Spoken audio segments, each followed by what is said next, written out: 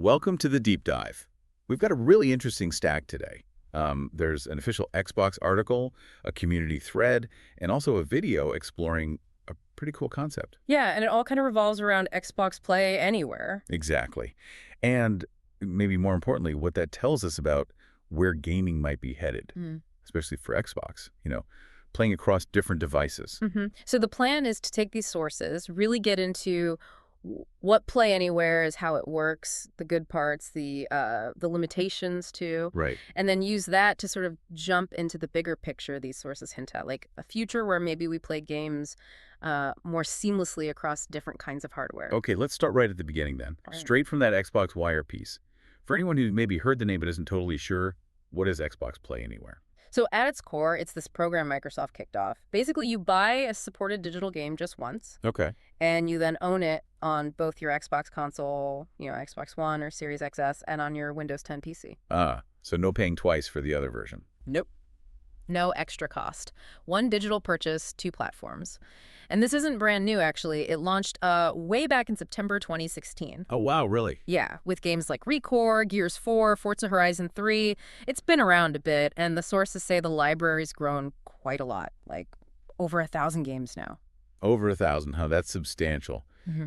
So, okay, you buy the game digitally. Yeah.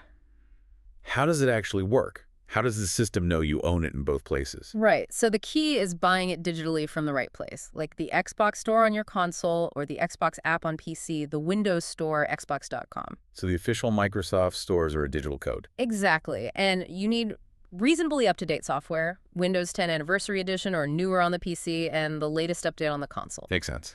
Then the clever part is it's all tied to your Microsoft account, the same email you use for Xbox and Windows. Oh, okay. You log in with that same account on both devices, and your eligible Play Anywhere games just appear in your library, ready to download. Okay, simple enough.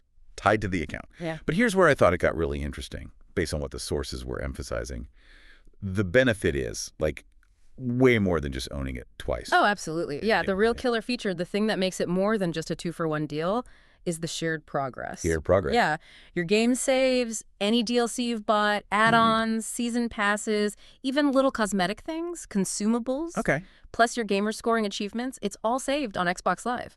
Wait, hang on. So you're saying I could be, halfway through a level on my Xbox, save it, walk over to my Windows PC, load up the same game, Yeah. and just pick up exactly where I stopped. That's precisely it. That's the seamless bit they talk about. It just works. Makes it really fluid if you bounce between console and PC.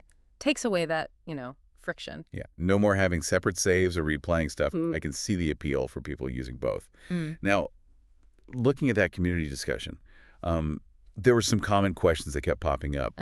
Do you actually need an Xbox console to use Play Anywhere at all? Yeah, that's a good one. It's definitely caused some confusion in the thread. And the answer is no, you absolutely don't need an Xbox. Oh, okay. If a game is Play Anywhere, you buy it digitally, you can just install and play it purely on your Windows 10 PC, even if that's the only gaming device you own. Okay, that's good to clarify.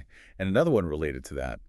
If Microsoft calls a game an Xbox exclusive, does that automatically mean it's Play Anywhere? Another tricky one people stumble on. No. Just being exclusive to Xbox consoles doesn't guarantee it's Play Anywhere. Right. For it to qualify, it also has to be available digitally on the Windows 10 Microsoft Store or that Xbox PC app. If it's only on console, never gets a PC version through those stores, then it's not Play Anywhere. And this is strictly digital purchases, yeah. My old physical game discs aren't going to suddenly unlock a PC version. Correct. Sources are very clear on that. It's tied to the digital license. No discs. All right. And one last practical thing from the community chat. Could I, sign into the same game on my Xbox and my PC simultaneously? Maybe play co-op with myself or something? No. Laughs. Nice try, but no. The sources say you can only be signed in and actively playing on one device at a time. One or the other. Either one Xbox console or one Windows 10 PC. It's one account, one active game session. Okay. So Play Anywhere today is this useful system for certain digital games, lets you hop between your Xbox and PC, shared saves, all that. But that video you shared, it takes this idea and really runs with it. Asks, what if that line between console and PC just vanished? Yeah, that video was basically trying to simulate what a potential future Xbox device might look like if it properly blurred those lines. How did they simulate it? They used a PC handheld, an ROG Ally, and docked it to a TV. So kind of like having a PC hooked up in your living room, but trying to make it feel like a console while keeping that PC flexibility, like a proof of concept. Okay, interesting approach. And what worked well in that simulation? What felt good about bringing that PC-ish experience to the TV console style? Well, a few things actually worked pretty well, like accessing multiple game launchers, not just the Xbox PC app, but Steam too, all on the TV, navigating just with the controller. That felt pretty smooth. Hmm. The person making the video even said they kind of preferred navigating the Xbox PC app with a controller over the current console dashboard. Found it less cluttered, like the dedicated cloud gaming tab. Oh, that's interesting UI feedback. Yeah. And they also found the Windows Game Bar quite useful. It acted a bit like the Xbox Guide, for checking performance, socials, other in-game stuff. Like an overlay. Exactly. Right. And of course, having proper Discord support right there was a big plus compared to consoles now. Okay, those sound like real advantages for a sort of living room PC setup. Yeah. But where did the simulation feel clunky? What were the pain points? Things a dedicated hybrid console would have to fix. Definitely were some rough edges, like the initial Windows sign-in often needed a keyboard, though you can set up auto login. Right. Steam's big picture mode sometimes clashed with the Xbox Game Bar overlay, which would be annoying. Yeah. A big one was switching games. Unlike Quick Resume on the series consoles, which is almost instant, Yeah. here you had to fully close one PC game application before opening another. Much slower. And using the on-screen keyboard just with a controller was apparently a bit hit or miss. So definitely not quite that slick, seamless console feel yet. And you mentioned a really big technical limitation they hit. Yeah, the crucial thing was, in this docked PC simulation, they could only actually play games from their Xbox library if those specific games were also Xbox Play Anywhere titles. Ah, yeah. It couldn't just magically run their entire library of games they owned only on their Xbox console, only the Play Anywhere ones available on PC. Which really leads into that big strategic question, the sources, especially the video, get into. Why would Xbox, a platform holder, even think about making hardware that could run games from competitors like Steam? Seems like you'd want people buying from your store. Right, and this is where you see the bigger picture Microsoft seems to be painting, according to these sources. Their focus looks like it's shifting, maybe less about where you buy the game or even what hardware you use. And more about... More about just getting you exposed to Xbox first-party games and, the big one, getting you into Game Pass. So the thinking might be they're okay taking a smaller cut if you buy an Xbox game on Steam or even on PlayStation or Switch now, as long as it increases the chance you'll eventually subscribe to Game Pass, get hooked into their ecosystem. That really seems to be the angle suggested. It's becoming more account-focused than hardware-focused. Game Pass subscriptions seem like the ultimate prize, and they appear willing to meet players wherever they are to achieve that. And the fact that other companies are already making these handheld PCs that run multiple stores suggests there's a demand for it anyway, right? Exactly. The market seems to be moving towards that kind of flexibility. Okay, so the strategic why is about reach, Game Pass subscriptions, but actually making this hybrid future work. There's some big technical hurdles the sources mentioned. What are they? Yeah, a major one they highlighted is optimizing the operating system.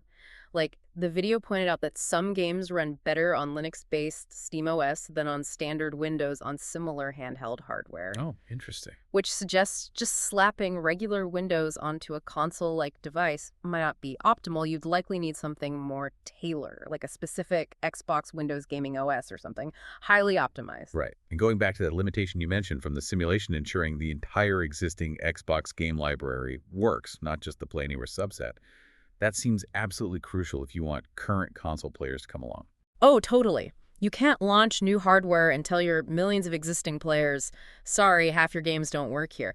That full backward compatibility or something very close to it would be a massive technical challenge, but probably essential. It's really fascinating, though, when you think about it. Xbox Play Anywhere started way back in 2016. Seemed like just a convenience feature then, for people who happen to use both Xbox and PC.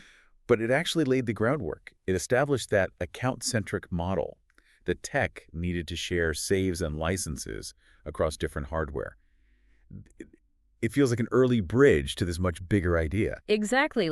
They were building the foundations years ago. Maybe not just for convenience then, but for this potential bigger strategic move later on. Okay, so let's try and wrap this up. What does it all mean? Xbox Play Anywhere today is that program. Buy supported digital games once, play on both Xbox and Windows 10 PC. Progress, saves, DLC, all sync via your Microsoft account. Right. And you don't strictly need an Xbox console to use it on PC, but it has to be a digital purchase of a game that's available on the Windows Microsoft Store. And looking forward, Play Anywhere kind of feels like an early clue, maybe. A hint towards a future where Xbox possibly blurs those console PC lines even more, perhaps with hardware that could bring that multi-storefront PC flexibility into the living room, integrated more tightly. Yeah, blending those two worlds more than ever before. But acknowledging there are definitely big technical challenges optimized in an OS, ensuring full library compatibility, those are real hurdles. Huge hurdles. But the underlying strategy for Microsoft seems to be about maximizing reach, getting Xbox games, and especially Game Pass, in front of the most players possible, regardless of where or how they choose to play. It's that shift, yeah, from focusing just on the box to focusing on the player and their account. Okay, so here's a final thought for you to chew on based on everything we've just discussed. If Microsoft does go down this road, if they actually release a device that truly combines that seamless console feel with the flexibility to run PC games from different stores right there on your TV, what's the one absolute must-have feature or capability beyond just running the games you already own that would make you seriously excited about it? What would it need to do to really earn its place under your TV?